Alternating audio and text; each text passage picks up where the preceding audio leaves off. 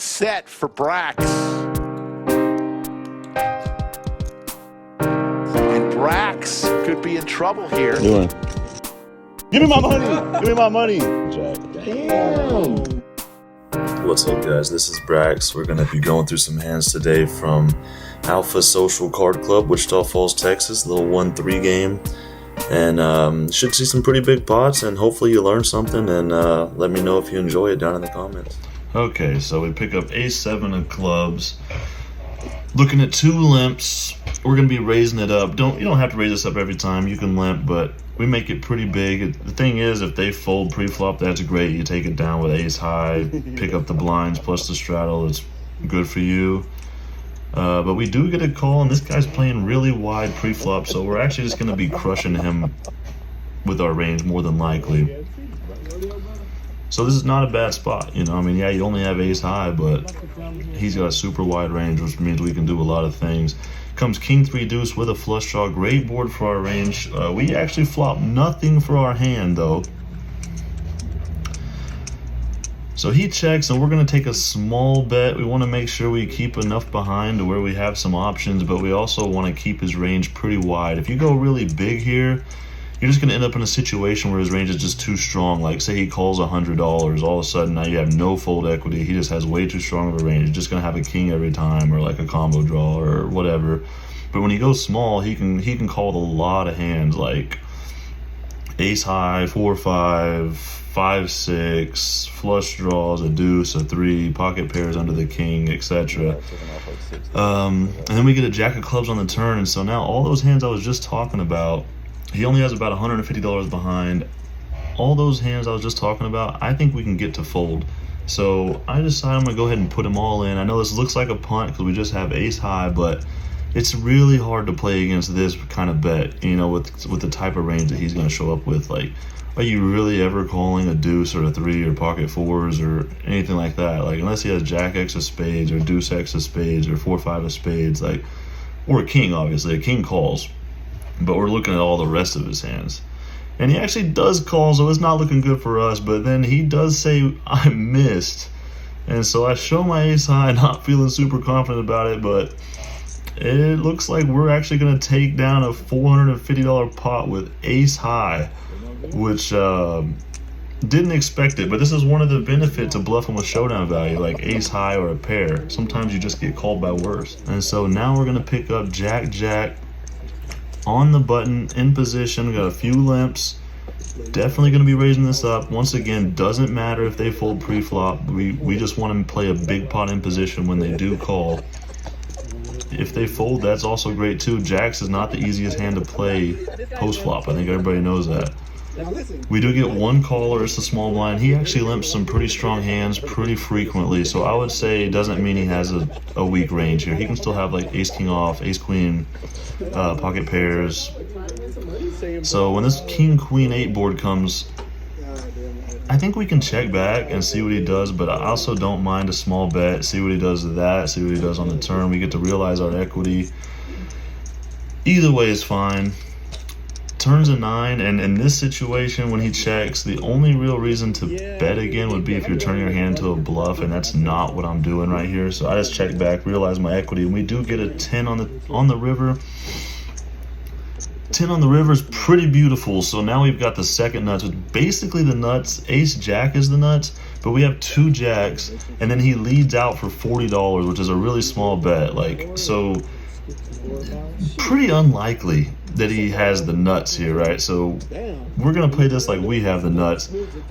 I would say his range, this is gonna be a value bet. So he's gonna have like 2 pair a lot.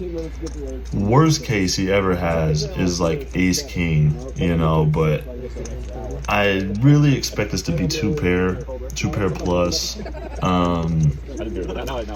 So we just gotta find a size that we think he's gonna call. And I mean, to be honest, I don't really know what that size is gonna be. It's gonna be player dependent. Some people are just gonna fold everything when this one line is out there because they're just gonna assume you have a jack, which makes it a really good spot to bluff. Then some people are just gonna be really attached to their hand when they have a 2 pair type of hand, and they're just never gonna fold. So it's really kind of hard to say what the best size is. But he goes into the tank and he eventually says, I'm going to pay you off. So he calls and we show the jacks, and obviously we're good. And he shows pocket nines. So if we can see that hand face up, I'd probably go bigger, like $200. But overall, I think it's a pretty decent raise size. Now we pick up queen jack of hearts in the small blind. Quite a few limps, so once again, like, you know, I mean, you don't have to raise this hand by any means, but if you can take it down pre-flop with queen high, that's awesome. If you do get called, it's not the best thing in the world. You're playing a big pot out of position with queen high, but, you know, you just have to figure it out post-flop. That's what I do. So we got jack high board, which is like pretty good for our hand, but this is a really wet dynamic board where we're just not going to be betting a lot. So I find the check. We get an 8 of hearts on the turn. And I find the check again. I just don't think we have 2 streets of value. The river's going to change the nuts pretty often. We have a pretty aggressive player up here in position. He's going to stab a lot with worse hands, like an 8 or a 9 or whatever, and also just with bluffs. So I'm feeling really good about the spot we're in right now. So I'm definitely not folding. I call. His about a half pot size bet. Other guy thinks about it for quite a while and then folds. I'm thinking he probably has like a 9 and just thinks he has the best hand or something, but he folds. Going to a river, which is the ace of spades. It's not the best river in the world, but it's also not a bad river. He shouldn't really have an ace very often unless he has the flush draw. He bets half pot relatively quickly, and I snap him off, and he doesn't want to show his hand. That's good news for us. So we don't show, but we take down a, what is that, a $400 pot? Not bad. And that's the benefits of protecting your checking range out of position. And now we peel back a beautiful king of hearts, king of diamonds, make it $15 pre-flop, get called by 4 people, go into about an $80 pot. In the middle, Your body adapts to the shit. Like he's famous. flop comes king jack 5 rainbow. Checks to us. We can go small here, but we're blocking so much of the top pair. There's not that many draws to really be afraid of here, so you kind of want to let them catch up. And we do go to the 4 of diamonds on the turn.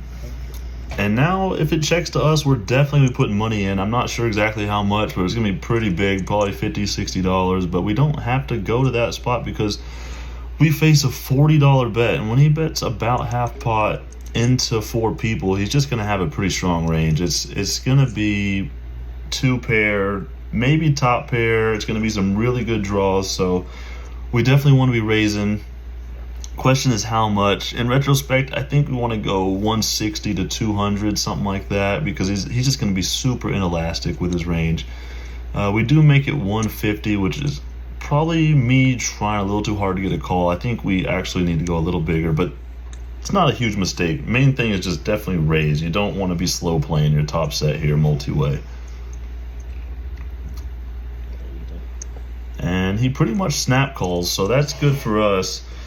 Going to a river, and it's the ace of hearts, not a brick. Queen 10 gets there, and now he snap shows for $300. I'm actually not in love with it because this should never be a bluff. Once I raise this board, I mean, he should have the nuts here, honestly, to be shoving $300.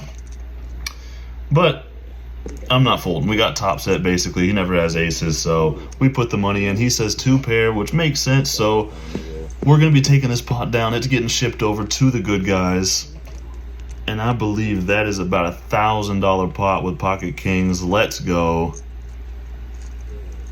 Beautiful end to the session.